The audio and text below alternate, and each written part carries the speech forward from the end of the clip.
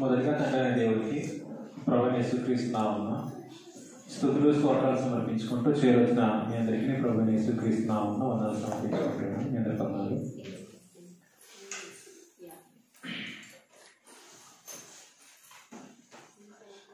ఈ దినమందు మనము అంశాన్ని ఆలోచించడానికి ప్రయత్నం చేద్దాం. గలతీయులకు రాసిన పత్రిక గలతీయులకు రాసిన పత్రిక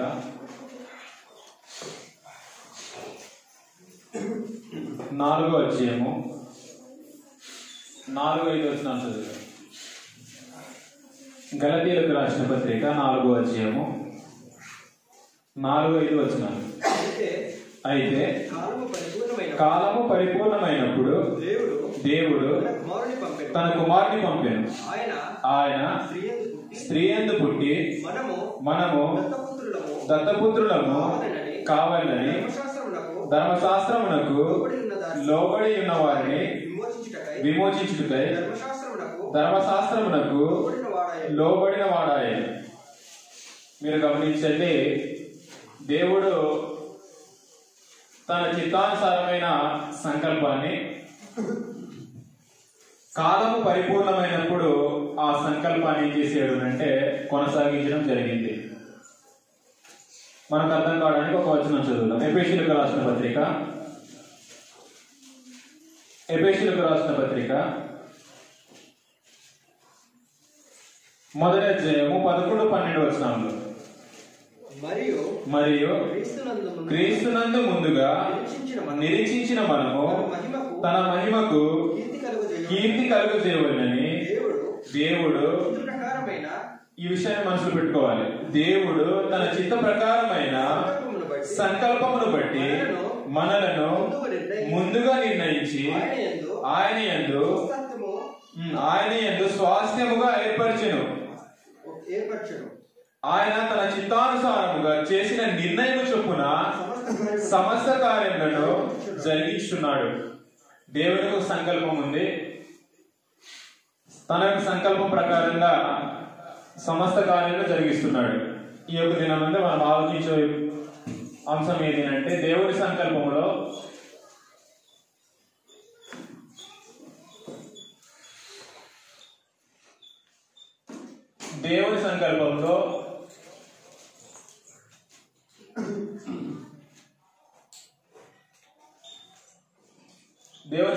దత్తత పుత్రుడు,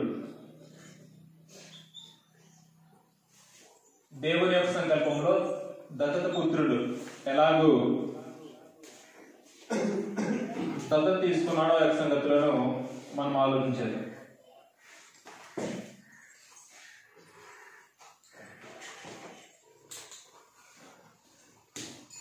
దేవుని యొక్క సంకల్పంలో దత్తత పుత్రుడు లేదా దత్తపుత్రుడు, దేవుని సంకల్పంలో దత్తపుత్రుడు ఎలాగూ మనలను దత్తత తీసుకున్నాడు,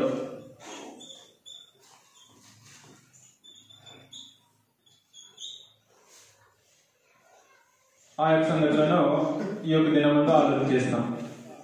దత్తపుత్రుడు అనగా ఏంటో మనకు అర్థం కావాలి. మొట్టమొదటి పాయింట్ ఏంటి అంటే,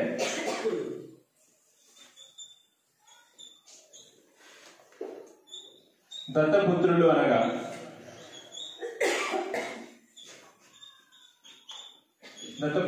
ఏంటి? దత్తపుత్రులు అనగా ఏంటో మనము ఆలోచన చేస్తున్నప్పుడు, ఇందాక చదువుకున్నాం గలతీయులకు రాసిన పత్రిక 4వ అధ్యాయము 4-5 వచనాల్లో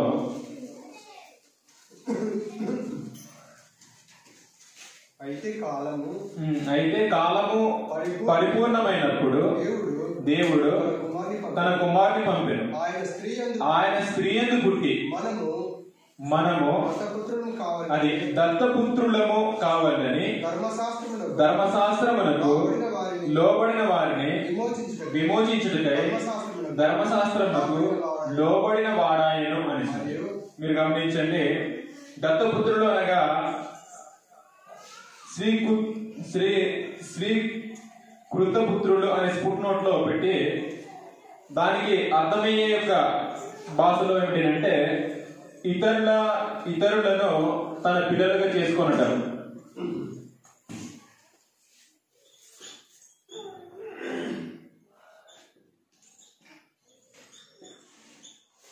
అంటే తమ యొక్క పిల్లలు కాకుండా ఇతరులను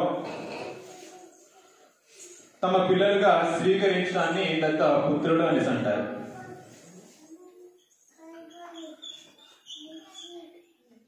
ఇతరులను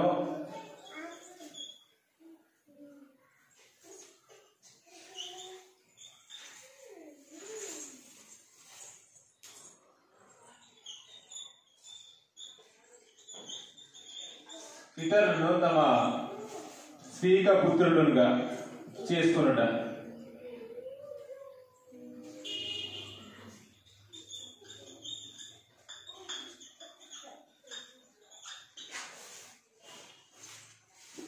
మనకు అర్థం కావడానికి, వాస్తవానికి మనిషి అయిన ప్రతి వాడు కూడా దేవుని యొక్క కుమారుడే. అపోస్తుల కార్యాల గ్రంథం 17వ అధ్యాయము 26వ వచనంలో దేవుడు అందరినీ కలుగు చేసిన దేవుడు ఒక్కడే. అపోస్తుల కార్యాల గ్రంథం 17వ అధ్యాయము 26వ వచనం. మరియు యావత్ భూమి మీద కాపురముండుటకు ఆయన ఒకరి నుండి ప్రతి జాతి మనుషులను సృష్టించి, వారు ఒకవేళ దేవునిని తెడవలాడి కనుగొందురేమో అని తను వెతుకు నిమిత్తము నిర్ణయ కాలమును వారి నివాస స్థలము యొక్క పొలిమేళ్లను ఏర్పరచెను. ఆయన మనలో ఎవరికి దూరంగా ఉండేవాడు కాడు అని. ఇందులో మనం గుర్తించాల్సింది ఏమిటంటే, మరి యావత్ భూమి మీద కాపురం ఉండుటకు ఆయన అంటే దేవుడు ఒకరి నుండి ప్రతి జాతి మనుషులను సృష్టించాడు. అంటే దేవుడు ప్రతి జాతి మనుషులను సృష్టించిన దేవుడు వారిని తన యొక్క పిల్లలుగా చేసుకొని తనతో సత్సంబంధము కలిగి ఉన్న జనులుగా దేవుడు చేసుకుంటే, మనుషులు ఏమయ్యారంటే పాపం చేసి తన యొక్క స్వరూపాన్ని తన యొక్క పోలికనిచ్చి నరులను యథార్థవంతులుగా పుట్టించినప్పుడు ప్రసంగి గ్రంథం 7వ అధ్యాయము 29వ వచనంలో, ప్రసంగి గ్రంథం 7వ అధ్యాయం 29వ వచనం.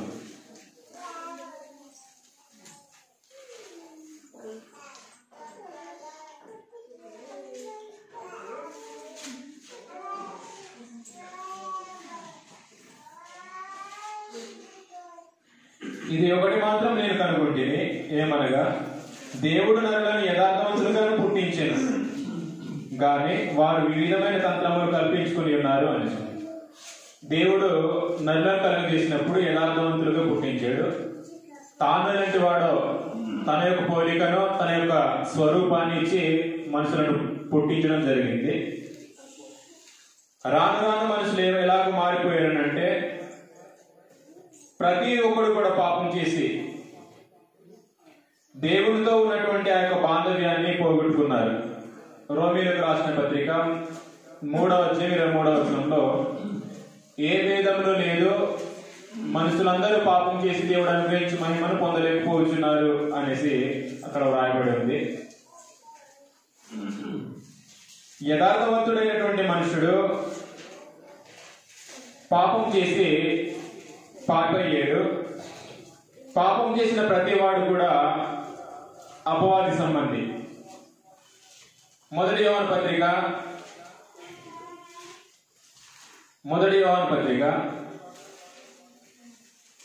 3వ అధ్యాయము 8వ వచనంలో,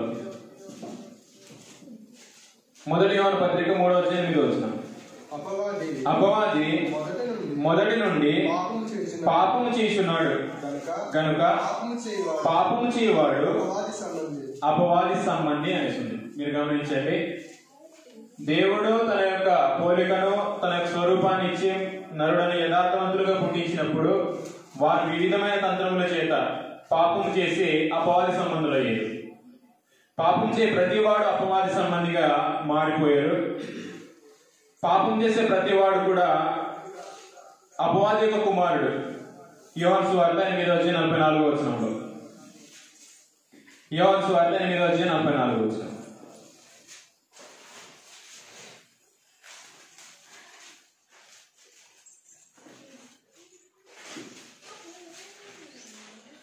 పాపం చేసే ప్రతివాడు పాపానికి దాసుడు, పాపానికి దాసుడైన వాడు అపవాది యొక్క కుమారుడు. యోహాను సువార్త 8:34 చదివి తర్వాత 44 చదువుదాం. అందుకు యేసు పాపం చేయి ప్రతివాడును పాపమునకు దాసుడని మీతో నిశ్చయముగా చెప్పుచున్నాను. పాపం చేసే ప్రతివాడు పాపానికి దాసుడు. పాపం చేసిన ప్రతివాడు కూడా అపవాదికి కుమారుడు. 44 మీరు మీ తండ్రి అపవాది సంబంధులు. అది మీ తండ్రి అనేసి ఎవరిని మాట్లాడుతున్నారు అంటే పాపం చేసిన జనులను యేసు ప్రభు ఏమనేసి అంటున్నారు అంటే మీరు మీ తండ్రి అపవాది సంబంధులు, మీరు అపవాది కుమారులు అయిపోయారు అని మాట్లాడుతున్నాడు. ఇప్పుడు అపవాది కుమారులైన వారిని దేవుడు తనకు కుమారులుగా స్వీకరించుకొనటమే దత్త స్వీకారము. ఇది దేవుని యొక్క సంకల్పంలో ఒక భాగం. దేవుని సంకల్పంలో దత్తపుత్రులుగా స్వీకరించుకోవాలని దేవుడు తన యొక్క చిత్తానుసారమైన సంకల్పంలోనే నిర్ణయించడం జరిగింది. ఆ నిర్ణయం చొప్పున ఇప్పుడు మనలను తనకు కుమారులుగా స్వీకరించుకుంటున్నాడు. ఎలా స్వీకరించుకుంటున్నాడో ఆ యొక్క సంగతులను ఈ యొక్క దినంలో ఆలోచన చేస్తాం. మనకు అర్థం కావడానికి దత్త స్వీకారం గురించి మనకు అర్థం కావడానికి గ్రంథంలో కొన్ని ఎగ్జాంపుల్ ఉన్నాయి. ఎగ్జాంపుల్ ఏమిటి అంటే ఆదికాండము 48వ అధ్యాయంలో, ఆదికాండము 48వ అధ్యాయము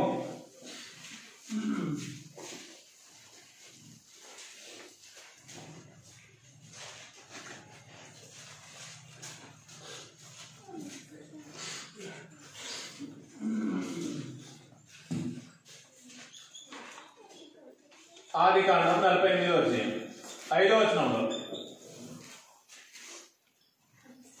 ఆదికాండం 48వ అధ్యాయం 5వ వచనం. ఇదిగో నేను ఐగుప్తునకు నీ యొద్దకు రాకమునుపు ఐగుప్తు దేశంలో నీకు పుట్టిన నీ ఇద్దరు కుమారులను నా బిడ్డలే, రూబేను సిమియోను వలె ఎఫ్రాయిము మనస్సే నా బిడ్డలయుందురు. మీరు గమనించండి, యాకోబు యోసేపు యొక్క కుమారులను తనకు కుమారులుగా స్వీకరించుకున్నాడు, అంటే దత్త స్వీకారం చేసుకున్నాడు. ఎఫ్రాయిము మనస్సే.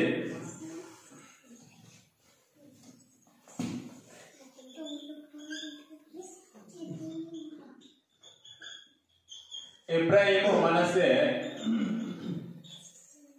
యాకోబు కుమారులు అయ్యారు. వాస్తవానికి యాకోబులో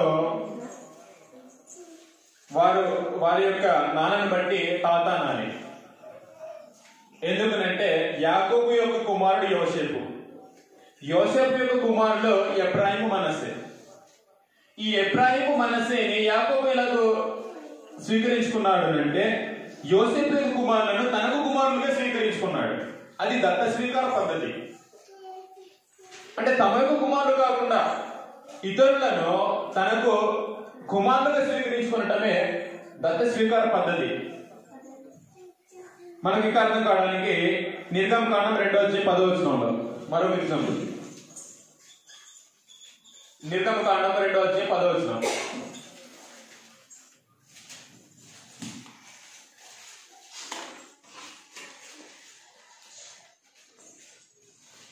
ఆ బిడ్డ పెద్దవాడైన తర్వాత ఆమె ఫరో కుమార్తె యొద్దకు అతన్ని తీసుకుని వచ్చెను. అతడు ఆమెకు కుమారుడాయెను. ఆమె నీటిలో నుండి ఇతన్ని తీసి తినని చెప్పి అతనికి మోసే అని పేరు పెట్టాను. మోసే వాస్తవానికి ఫరో కుమారుడికి పుట్టినవాడు కాడు, కానీ ఫరో యొక్క కుమార్తె మోసెను దత్త స్వీకారం చేసుకుంది, తనకు కుమారుడుగా పెంచింది. దత్త స్వీకారము అంటే తనకు కాని ఇతరులను తనకు కుమారులుగా స్వీకరించుకునటమే దత్త స్వీకార పద్ధతి. దాన్నే దత్త స్వీకారం అనేసి అన్నారు. ఎస్తేరు గ్రంథం 2వ అధ్యాయం.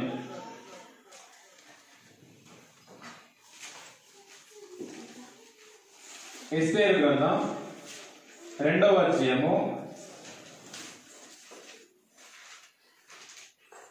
7వ వచనంలో. ఎస్తేరు గ్రంథం 2వ అధ్యాయం 7వ వచనం.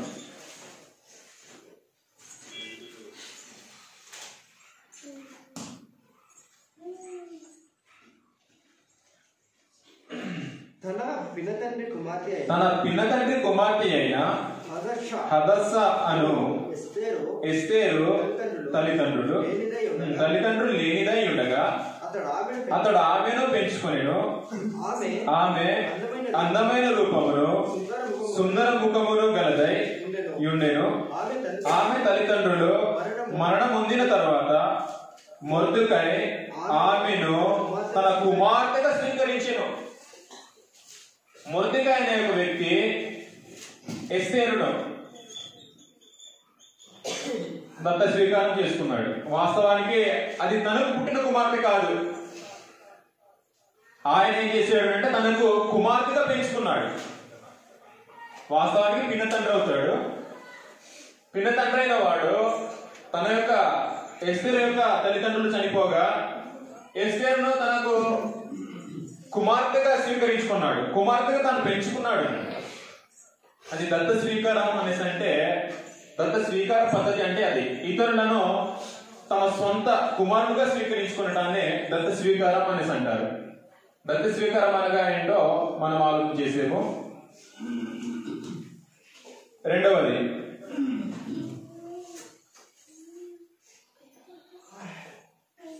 నూతన దత్త స్వీకారం.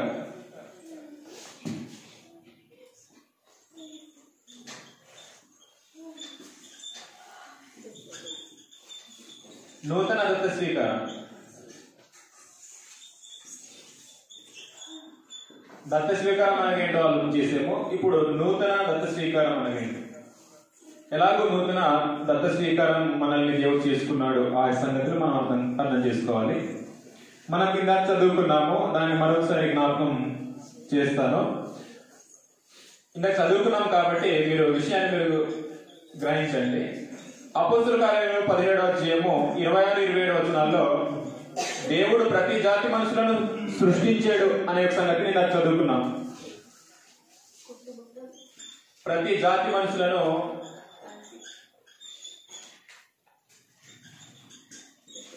దేవుడు సృష్టించాడు. ఆ సంగతులను చదివాము. ఆ ప్రతి జాతి మనుషులను సృష్టించిన దేవుడు అందరిని సృష్టించినప్పుడు పాపం చేసి అపవాది సంబంధులయ్యారు. పాపం చేసి ప్రతివాడు అపవాది సంబంధి అయ్యాడు. అపవాది సంబంధులైన వారు అపవాది యొక్క కుమారులు అయ్యారు అనే సంగతిని మనం చదువుకున్నాం.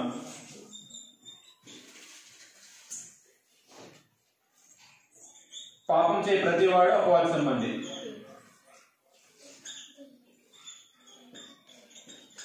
అపవాది సంబంధులైన ప్రతివారు అపవాది యొక్క కుమారులు.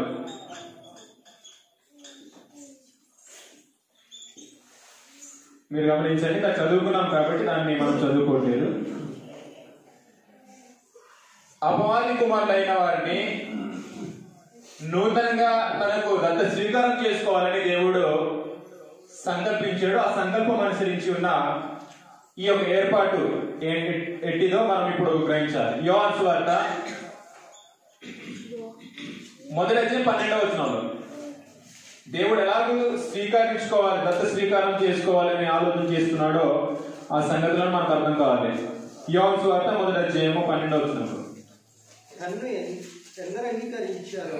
తన్ను ఎందరు అంగీకరించిరో వారికి అందరికీ అనగా తన నామమునందు విశ్వాసం ఉంచిన వారికి దేవుని పిల్లలకు, అపవాది పిల్లలైన వారిని దేవుని పిల్లలు అవడానికి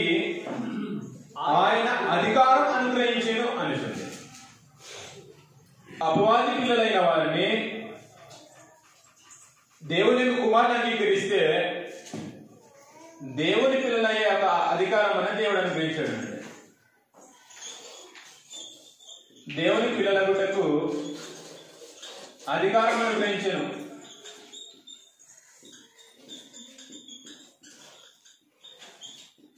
ఇప్పుడు దేవుడి కుమారులు అవ్వాలంటే పాపం చేసే ప్రతి వాడు అపవాది సంబంధి అయిన ప్రతి వాడు కూడా అపవాది కుమారుడు. అపవాది కుమారులైన వారు దేవునికి పిల్లలవటానికి దేవుడు అధికారాన్ని అనుగ్రహించాడు. అధికారం ఏమిటో మనం ఇందాక చదువుకున్నాం.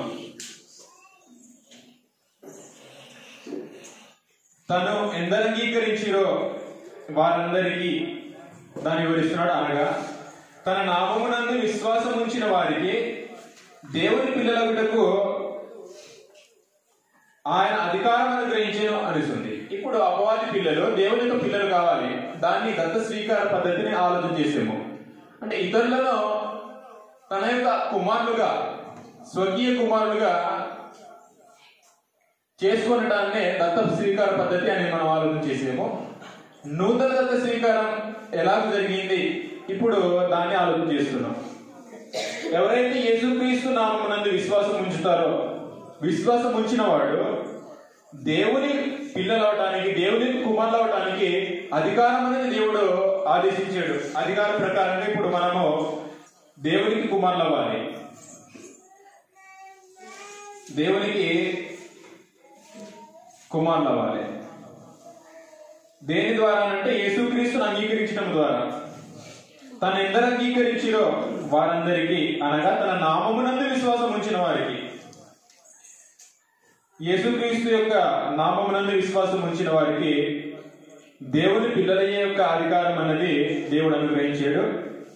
యేసుక్రీస్తును మనం అంగీకరించవలసినటువంటి రీతిలో అంగీకరించాలి. యోహాను సువార్త 3:36 యోహాను సువార్త 3:36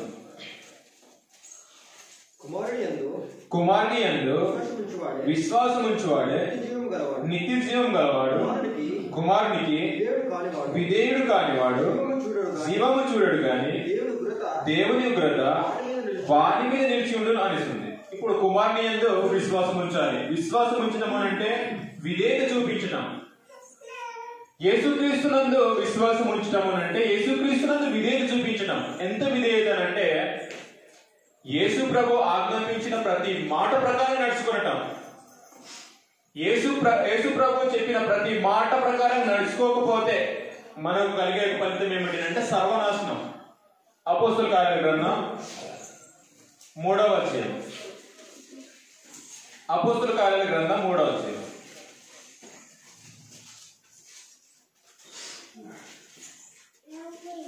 21వ వచనం నుంచి. అన్నిటికీ కుదురుబాటు కాలములో వచ్చునని దేవుడు ఆది నుండి తన పరిశుద్ధ ప్రవక్తల నోట పలికించెను. అంతవరకు యేసు పరలోక నివాసి యుండుట ఆవశ్యకము. 22వ వచనం గమనించాలి. మోసే చెప్పాడునంట. ద్వితోపదేశకాండం 18 వచనంలో మోసే మాట్లాడిన మాటని ఇక్కడ కోట్ చేస్తున్నాడు. మోసే ఇట్లా, నేను ప్రభు అయిన దేవుడు నా వంటి ఒక ప్రవక్తను మీ సహోదరులలో నుండి మీ కొరకు పుట్టించును. ఆయన మీతో ఏమి చెప్పినను అన్ని విషయములలో మీరు ఆయన మాట వినవలెను. అన్ని విషయాలు వినాలి ఆయన మాటను. ఆయన మాటను వినకపోతే ఏమవుతుందో 23వ వచనంలో చెప్పాడు. ఆ ప్రవక్త మాట వినని వాడు ప్రజలలో ఉండకుండా అది. ఎవరైతే దేవుని యొక్క కుమారుని నామమందు విశ్వాసం ఉంచడం, విధేయత చూపించడం, వాడు సర్వనాశనం అవుతాడు అన్నమాట. దేవుని యొక్క ఉగ్రత వాని పైన నిలిచి ఉంటది అనే సంగతిని వివరించాడు. ఎవరైతే దేవుని యొక్క యేసుక్రీస్తు యొక్క నామమందు విశ్వాసం ఉంచిన వాడు దేవుని కుమారులు అయ్యడానికి అవకాశం అనేది అనుగ్రహించాడు. రోమీయులకు రాసిన పత్రిక 8వ అధ్యాయంలో, రోమీయులకు రాసిన పత్రిక 8వ అధ్యాయము 14 నుంచి 17వ వచనం వరకు. రోమీయులకు రాసిన పత్రిక. దేవుని ఆత్మచేత ఎందరూ నడిపింపబడుదురో వారందరూ దేవుని కుమారులయ్యుందురు. ఏలైనగా మరలా భయపడుటకు మీరు అనేసి మాట్లాడుతున్నాడు. మీరు గమనించండి, వాళ్ళెవరు అంటే యేసునందు విశ్వాసం ఉంచిన వారు, యేసు ప్రభువును అంగీకరించిన వారు. మీరు దాస్యపు ఆత్మను పొందలేదు కానీ అది దత్తపుత్రాత్మను పొందితే ఆ ఆత్మ కలిగిన వారమై మనము అబ్బా తండ్రి అని మొరపెడుచున్నాము. మనము దేవుని పిల్లలమని ఆత్మ తానే మన ఆత్మతో కూడా సాక్ష్యం ఇస్తున్నాడు. 17వ వచనం గమనించాలి. మనము పిల్లలమైతే వారసులము, అనగా దేవుని వారసులము, క్రీస్తుతో కూడా మహిమ పొందుటకు ఆయనతో శ్రమపడిన ఎడల క్రీస్తు తోడి వారసులము అనేసి అన్నాడు. దేవుడు నూతనంగా దత్త స్వీకారం చేసుకున్నాడు. ఆ స్వీకారం చేసుకున్న యొక్క జనులే దేవుని యొక్క కుమారులు, దేవుని యొక్క వారసులునంట. కాబట్టి మనం మొదటిది దత్తపుత్రుడు అనగా ఏంటో ఆలోచన చేసాము. రెండవది నూతన దత్త స్వీకారం ఏంటో ఇప్పుడు ఆలోచన చేసాము. మూడవది ఎవరి ద్వారా దత్త స్వీకారం జరిగింది. మనకు ఇంకా క్లియర్గా కావడానికి ఎవరి ద్వారా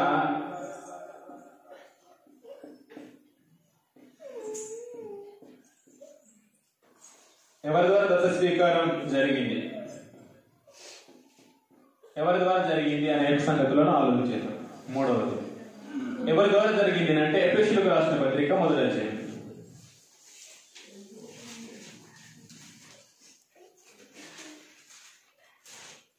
దేవుడు ఎవరి ద్వారా మనకు కుమారునిగా స్వీకరించుకున్నాడు అంటే ఎఫెసీయులకు రాసిన పత్రిక 1వ అధ్యాయము 4-6 వచనాలు కలిసి ఉన్నాయి.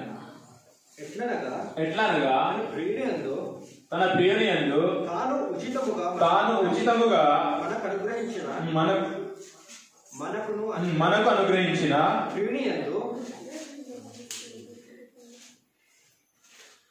ఎట్లనగా తన ప్రియుని యందు తాను ఉచితముగా మనకు అనుగ్రహించిన తన కృపా మహిమకు కీర్తి కలుగునట్లు తన చిత్త ప్రకారమైన, అది మీరు గమనించండి, సంకల్పం చొప్పున, దయా సంకల్పం చొప్పున యేసుక్రీస్తు ద్వారా తనకు కుమారులుగా స్వీకరించుటకై, మీరు గమనించండి, యేసుక్రీస్తు ద్వారా తనకు కుమారులుగా స్వీకరించాలి. అది దేవుని యొక్క దయా సంకల్పం.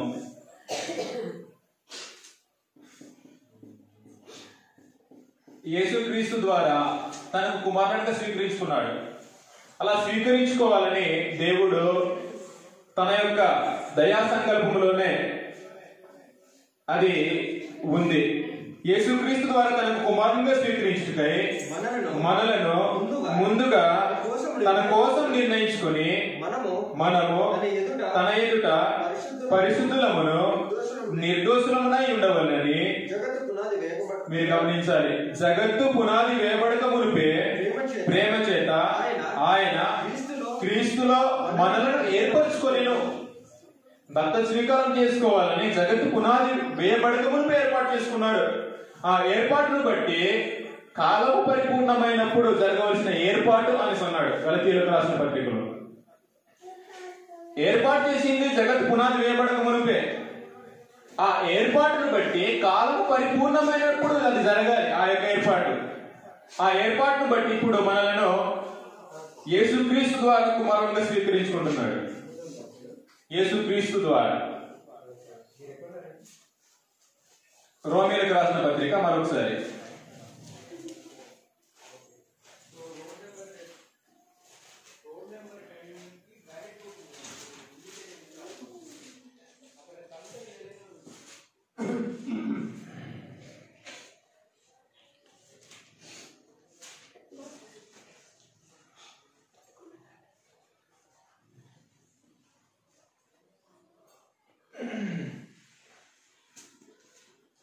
రోమీలకు రాసిన పత్రిక 8:28 28.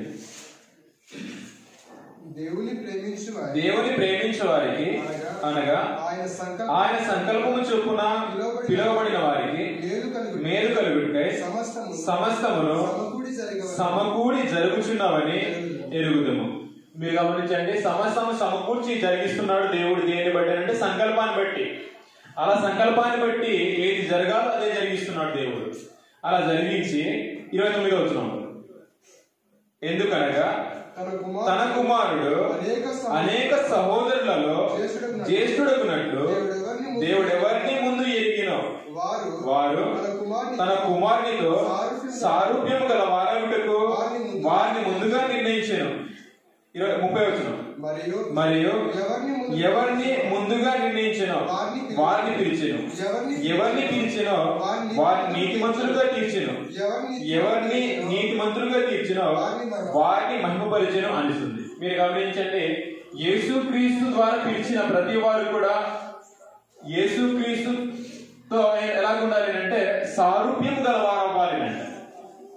యేసు ప్రభు ఎలాంటి పరిపూర్ణుడో, ఎలాంటి సంపూర్ణుడో ప్రతి వారు కూడా సంపూర్ణులు కావాలి. యేసుక్రీస్తు ద్వారా కుమారుడు స్వీకరించబడిన ప్రతి వారు కూడా యేసుక్రీస్తుతో సారూప్యం అన్నది సంపాదించాలి. యేసుక్రీస్తు యొక్క సారూప్యాన్ని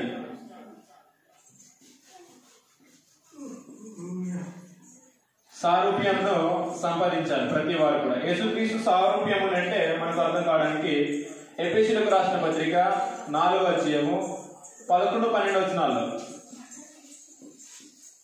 దాన్ని సంపూర్ణత అనేసి అన్నాడు. క్రీస్తును కలిగిన సంపూర్ణత అని చదువుదాం సార్.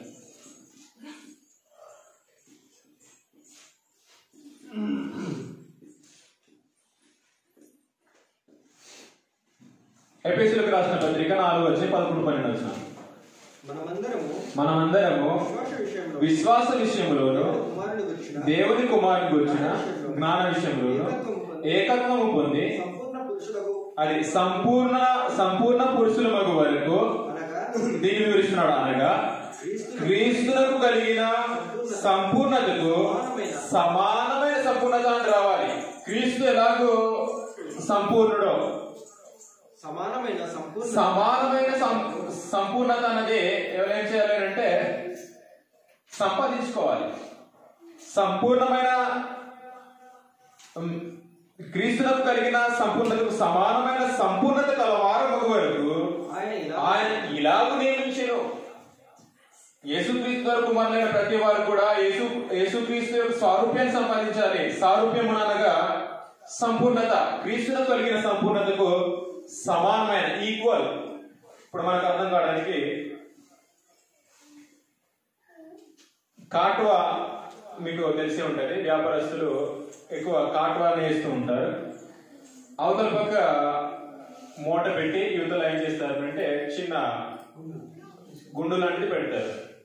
ఎన్ని కేజీలు అనేది తెలుసుకోవడానికి అది సమానంగా రావాలి. మూట ఇటు పెట్టున్న గుండు. ఇప్పుడు క్రీస్తు ప్రభు అవతలు నిల్చుంటే మనం యువతలు నిల్చుంటే సమానంగా రావాలి.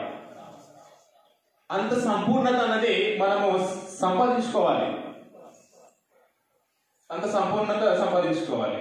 క్రీస్తు ద్వారా కుమారులైన వారు క్రీస్తు లాంటి వారై ఉండాలి. కాబట్టి ప్రతి వారం కూడా క్రీస్తు యొక్క సంపూర్ణతకు సమానమైన సంపూర్ణత సాధించడానికి సువార్తికుడైనటువంటి పౌలు ప్రసవేదన పడ్డాడు అంట. గలతీయులకు రాసిన పత్రిక 4:19 వచనంలో, గలతీయులకు రాసిన పత్రిక 4:19 వచనం,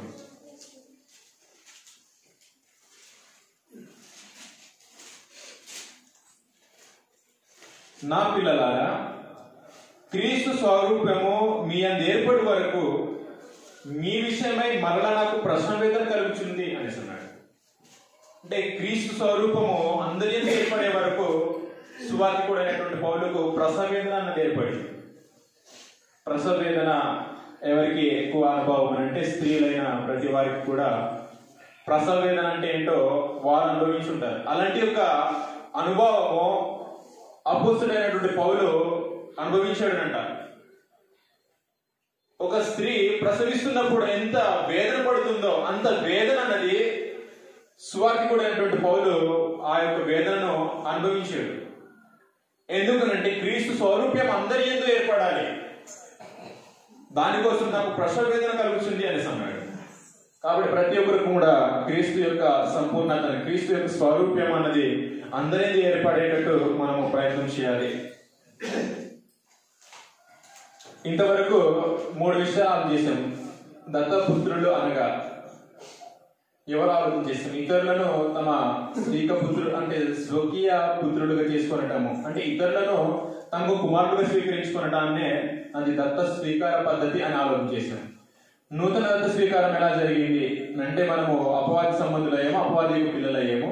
అపవాది పిల్లలైన వారిని తనకు పిల్లలుగా దేవుడు ఏర్పాటు చేసుకోవడానికి, తనకు కుమారులుగా చేసుకోవడానికి తన యొక్క యేసుక్రీస్తు నామమందు విశ్వాసం ఉంచే ప్రతి వారికి కూడా తన కుమారులు అయ్యే యొక్క అధికారాన్ని దేవుడు అనుగ్రహించాడు అనే సంగతిని ఆలోచిస్తుంది. ఎవరి ద్వారా దత్త స్వీకారం జరిగింది అంటే యేసుక్రీస్తు ద్వారా జరిగింది. అది జగత్తు పునాది వేయబడక మునిపే దేవుని యొక్క దయా సంకల్పంలో ఒక భాగము అని మనం ఆలోచన చేసేము. ఇప్పుడు చివరి పాయింట్ మనము చదివి నేను ముగిస్తాను.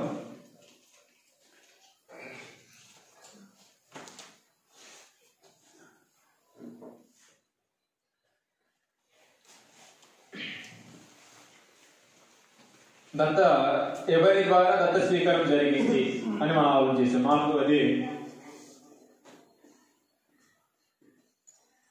ఎలా దత్త స్వీకారం జరిగింది, ఎలా దత్త స్వీకారం జరిగింది, ఎలా జరిగింది అనే విషయాన్ని కూడా మనకు అర్థం కావాలి. ఎలా జరిగిందో ఆ యొక్క సంగతులను మనం చదివే ముగిద్దాం. ఇందాక మనము చదువుకున్నాము ఎఫెసీయులకు రాసిన పత్రిక 4-6 వచనాల్లో యేసుక్రీస్తు ద్వారా తనకు కుమారులు కావాలని దేవుడు జగత్తు పునాది వేయబడక మునిపే నియమించుకున్నాడు.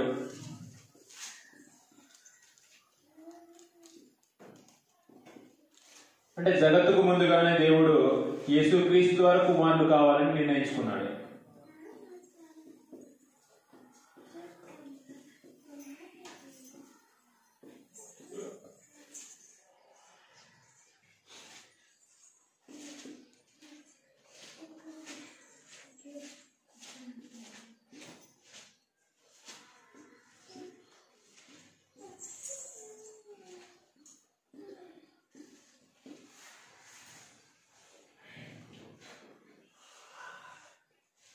ఇప్పుడు గలతీయులకు రాసిన పత్రిక 4-4-5 వచనాలు ఇప్పుడు చదువుతాం. జగత్తు పునాది వేయబడక మునుపు ఏర్పాటు, ఆ ఏర్పాటును ఎప్పుడు జరిగించాడో గలతీయులకు రాసిన పత్రిక 4-4-5 వచనాలు 6 వచనాలు. అయితే కాలము పరిపూర్ణమైనప్పుడు దేవుడు మీరు గమనించండి, ఎప్పుడు ఏర్పాటు అంటే జగత్తు పునాది వేయబడక మునిపే యేసుక్రీస్తు కుమారులు కావాలని దేవుడు సంకల్పించాడు. ఆ సంకల్పాన్ని కాలము పరిపూర్ణమైనప్పుడు ఆ సంకల్పం అనుసరించి కాలము పరిపూర్ణమైనప్పుడు దేవుడు తన యొక్క కుమారుని పంపించాడు. ఆయన స్త్రీ యందు పుట్టి మనము దత్తపుత్రులము కావాలని ధర్మశాస్త్రమునకు లోబడి ఉన్న వారిని విమోచించితే ధర్మశాస్త్రమునకు లోబడిన వాడాయను అనేసి ఉంది. మీరు గమనించండి, ధర్మశాస్త్రమునకు లోబడిన వారు ఎవరు అంటే ఇశ్రాయేలు ప్రజలు. ఇశ్రాయేలు ప్రజలు ధర్మశాస్త్రమునకు లోబడిన వారు.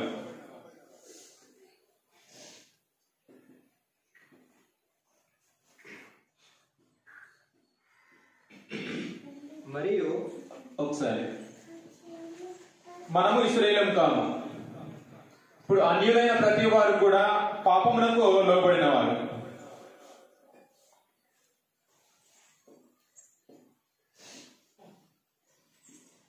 అన్యులైన ప్రతి వారు కూడా పాపమునకు లోనైనారు. పాపమునకు లోబడిన వాడు పాపమునకు దాసుడు. పాపమునకు లోబడిన వారిని, ధర్మశాస్త్రమునకు లోబడిన వారిని క్రీస్తు ప్రభు విమోచించాలి. విమోచించాలి.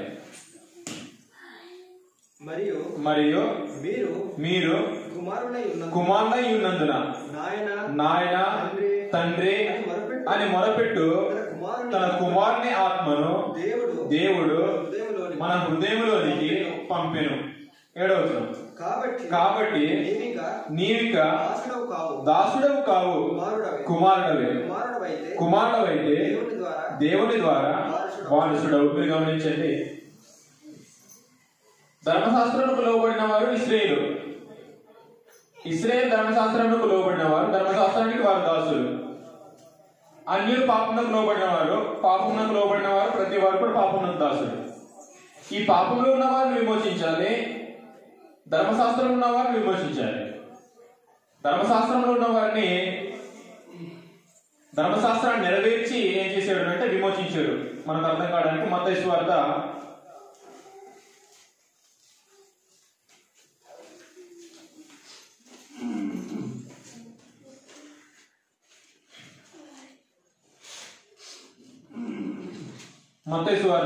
5వ అధ్యాయము 17-18 వచనాలు.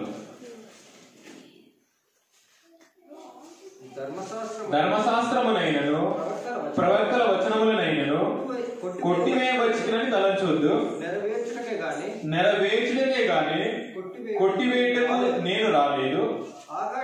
ఆకాశమును భూమియు గతించిపోయిననే గాని ధర్మశాస్త్రమంతయు నెరవేరు వరకు దాని నుండి ఒక పుల్లైనను ఒక సున్నైనను తప్పిపోదని నిశ్చయముగా మీతో చెప్పుచున్నాను అని అన్నాడు. అంటే ధర్మశాస్త్రాన్ని నెరవేర్చడానికి సున్న గాని పుల్ల గాని తప్పిపోలేనంట. అలా చెప్పిన యేసు ప్రభు ధర్మశాస్త్రాన్ని పూర్తిగా నెరవేర్చిన తర్వాత తాను చెప్పిన మాటను చదువుతాం. లూకాసు వార్త 24 వచ్చింది. లూకాసు వార్త 24 వచ్చి 44 వచ్చినప్పుడు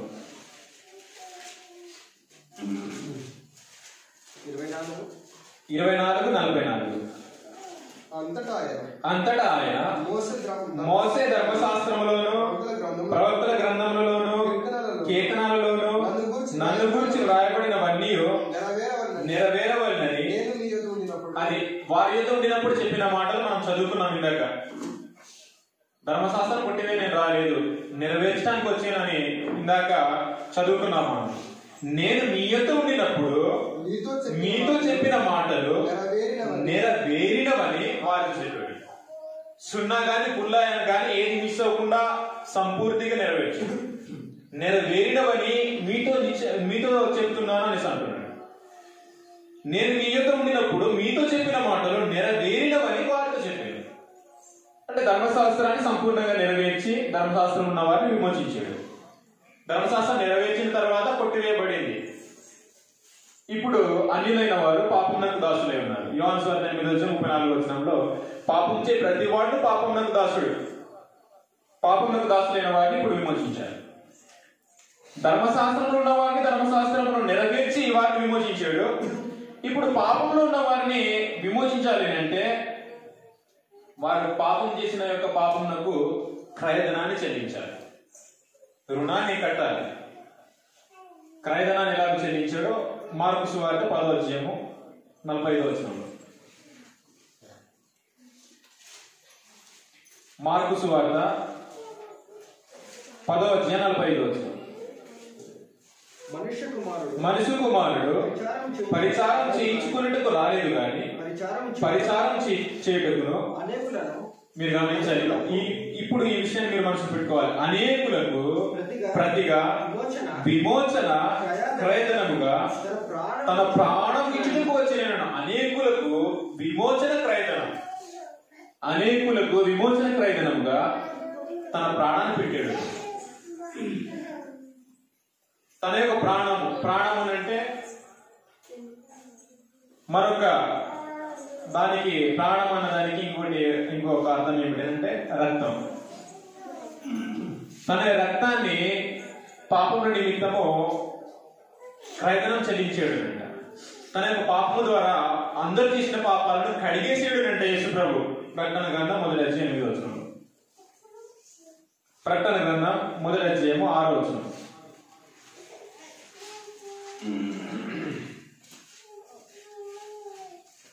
ప్రకటన గ్రంథం 1:6.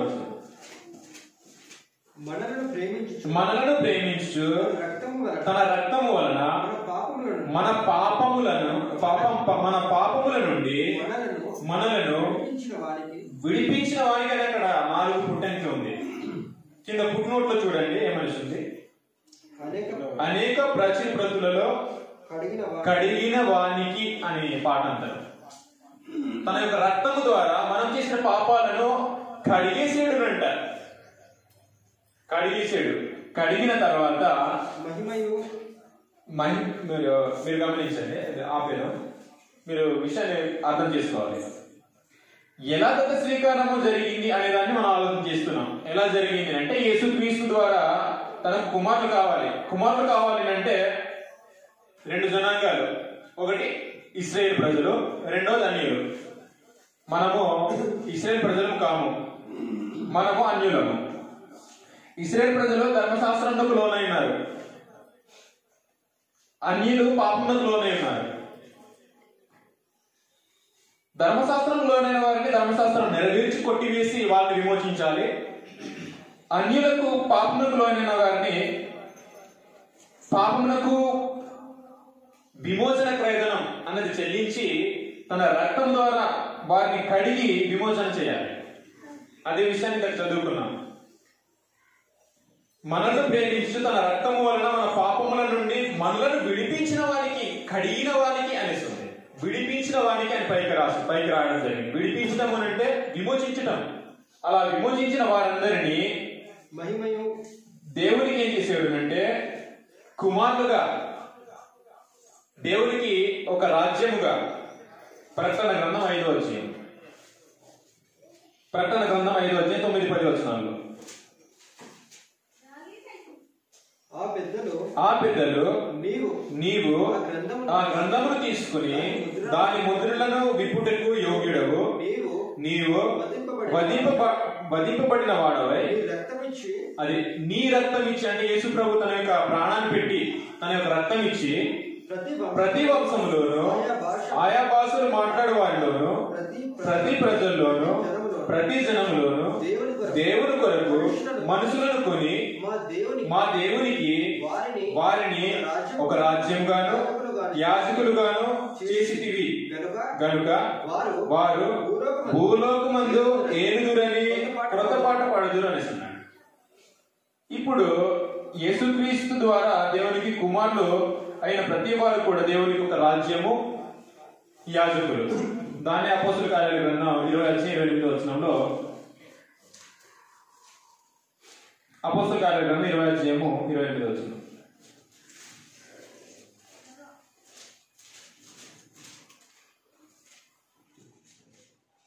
దేవుడు తన స్వరక్తినిచ్చి సంపాదించిన తన సంఘము అనేసి అన్నాడు. అంటే తనకు దేవునికి కుమారులైన ప్రతి వారు కూడా సంఘంలో ఉన్నవారు మాత్రమే దేవునికి కుమారుడు. వారు మాత్రమే యేసు ప్రభు యొక్క రక్తం ఇచ్చి అంటే విమోచన క్రయధనం ఇచ్చి సంపాదించుకున్న యొక్క జనులే సంఘము. వాళ్ళు ధర్మశాస్త్రములకు లోబడిన వారు కావచ్చు, పాపములకు లోబడిన వారు కావచ్చు. ఎవరైతే యేసుక్రీస్తు యొక్క రక్తము ద్వారా ఈ దేవునికి కుమారులయ్యారో వారందరూ కూడా సంఘమై ఉన్నారు. వారు సంఘంలో ఉన్న దేవునికి కుమారుడు. అలాగూ దేవుడు తనకు కుమారుడుగా చేసుకున్నాడు. క్రీస్తు ద్వారా దేవునికి కుమారులైన వారికి మాత్రమే దేవుడు తండ్రి. దేవుడు క్రీస్తు ద్వారా కుమారుడు కాకుండా ఎవరికి కూడా తండ్రి కాడు. కొరింథీయులకు రాసిన 2వ పత్రిక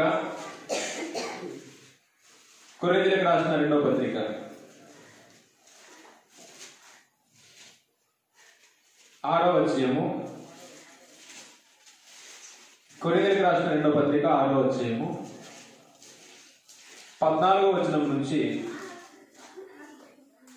18వ వచనం వరకు లేదా 16వ వచనం నుంచి చదువుదాం. దేవుని ఆలయమునకు విగ్రహములతో ఏమి పొందిక మనము జీవము గల దేవుని ఆలయమై ఉన్నాము. మీరు గమనించండి, సంఘము అన్న ఆలయము అన్న మనమే, జనులే, బిల్డింగ్ కాదు. మీరు గమనించండి, చర్చి ఈ యొక్క బిల్డింగ్ కాదు. సంఘం అనగా ఆలయం అనగా మనమే. ఎవరైతే క్రీస్తు రక్తం ద్వారా కలగబడిన జనులైతే ఉన్నారో వారే దేవుని యొక్క మందిరము, అలాగే ఆలయం. అందుకు దేవుడు ఇలాగ సెలవిస్తున్నాడు, నేను వారిలో నివసించి సంతరించును, నేను వారి దేవుడినై యుందును, వారు నా ప్రజలై యుందురు. కావున మీరు వారి మధ్య నుండి బయలువెడలి ప్రత్యేకంగా ఉండుడి, అపవిత్రమైన దానిని ముట్టకుడని ప్రభువు చెప్పుచున్నాడు. మరియు నేను మిమ్మును చేర్చుకుందును. మీరు గమనించాలి, ఈ విషయాన్ని మనసులో పెట్టుకోవాలి. మీకు తండ్రినై యుందును, మీరు నాకు కుమారులను కుమార్తెనై యుందురని సర్వశక్తి గల ప్రభువు చెప్పుచున్నాడు. కుమారుడు కుమార్తెలు, కుమార్తెలు అనే పదం ఈ ఒక చోట మాత్రమే కనిపిస్తుంది.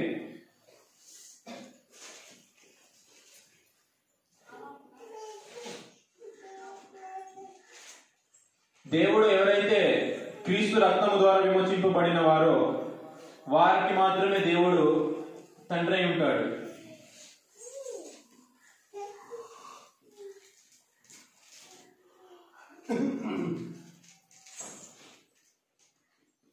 వారు మాత్రమే దేవునికి కుమారులు అయి ఉంటారు. కుమారులను కుమార్తెలను అనేసి అన్నాడు.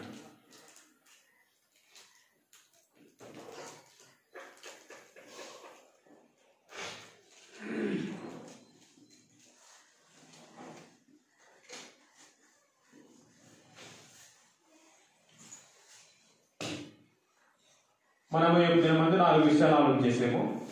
దేవుని సంకల్పంలో దత్తపుత్రుత్వం, దేవుని సంకల్పంలో దత్తపుత్రులు అనేక దాన్ని ఆలోచన చేసాము. దత్తపుత్రులు అనగా ఏంటో ఆలోచన చేసాము. నూతన దత్త స్వీకారం ఎలా జరిగింది అనేక సంగతిని ఆలోచన చేసాము. ఎవరి ద్వారా దత్త స్వీకారం జరిగింది అని ఆలోచన చేసాము. ఎలా దత్త స్వీకారం చేసుకున్నాడు దేవుడు అనేక విషయాలను ఆలోచన చేసాము. కాబట్టి వీటన్నిటిని మీ మనసులో ఉంచుకోవాలని మీ అందరికీ మనం చేస్తూ ఉన్నాను. ఒక మాట నేను చదివించి ముగించేస్తాను. ఎఫెసీయులకు రాసిన పత్రిక 4వ అధ్యాయము 6వ వచనంలో,